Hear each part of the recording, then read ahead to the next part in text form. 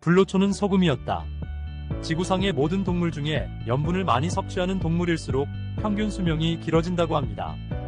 짠 해초를 주식으로 하는 바다 거북이는 300년까지 살고, 사람은 130년까지 살고, 흰 수염고래는 100년까지 산다고 합니다.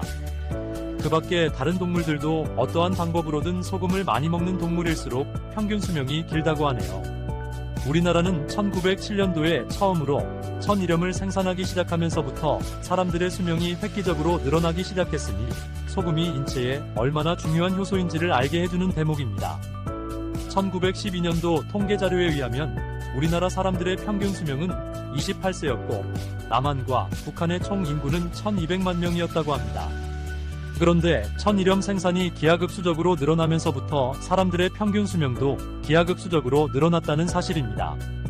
천일염을 생산하기 시작한 지 불과 40년이 지난 1948년도에는 평균 수명이 48세로 20년이 늘어났으며 인구는 3천만 명으로 2배 반이 늘어났다는 사실입니다. 이것은 소금의 혁명입니다. 우리 인간들이 그렇게도 찾아 헤매던 불로초가 바로 소금입니다. 사람도 소금만 잘 먹으면 바다거북이보다 더 오래 살 수 있을 것이라고 생각합니다. 소금은 소화작용, 염장작용, 해독작용, 소염작용, 살균작용, 방부작용, 삼투압작용, 발열작용, 노폐물 제거작용 등을 합니다. 밥과 물과 소금은 생명입니다.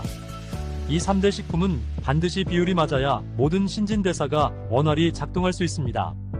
피, 눈물, 침, 땀, 위액, 림프액, 뇌척수액, 안구액, 소변, 대변, 생리수, 양수까지도 우리 몸의 모든 액체는 소금물입니다.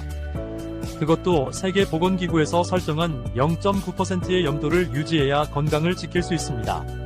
사람의 몸은 다양한 음식물을 섭취하므로 반드시 소금으로 절여야지 설탕으로 절이면 부패될 수밖에 없는 구조로 되어 있는데 의사들마다 소금을 못 먹게 하니 피를 비롯해서 모든 액체가 설탕물로 변하니 살은 부패되고 혈관은 막힐 수밖에 없는 것입니다.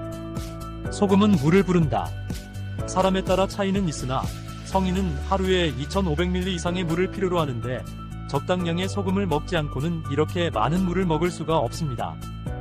즉 염분이 부족한 물은 쓸모가 없고 또한 그렇게 많은 물을 배출시킬 염분이 없기 때문에 생리적으로 물을 거부하는 것입니다.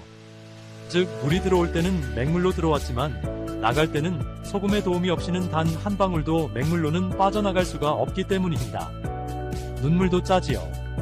콧물도 짜지요. 침도 짜지요. 소변도 짜지요. 땀도 짜지요. 거기다 생리수와 양수까지도 짭니다. 그래서 저염식하는 사람은 한 끼 식사를 하면서 물은 입에도 안 대는 사람들이 많이 있습니다. 이런 생활을 5년, 10년 하고 나면 틀림없이 돌이킬 수 없는 큰 질환이 찾아올 것입니다. 몸은 물과 염분이 부족하면 살기 위해서 중요한 기관부터 염수를 공급하고 생명에 큰 지장이 없는 피부는 염수 공급을 중단하니 머리털은 빠지고 피부는 거칠어지고 온갖 부스럼이 발생하는 것입니다. 그래서 대머리의 근원은 염분 부족이랍니다. 대머리는 보기만 흉할 뿐이지요. 염수가 부족하면 온몸에서 내다버리려고 모아놓은 더러운 하수도 물인 대소변에 염수까지 끌어다 재차 3차 계속 재활용을 하니 그 몸이 무사할 수가 있겠습니까?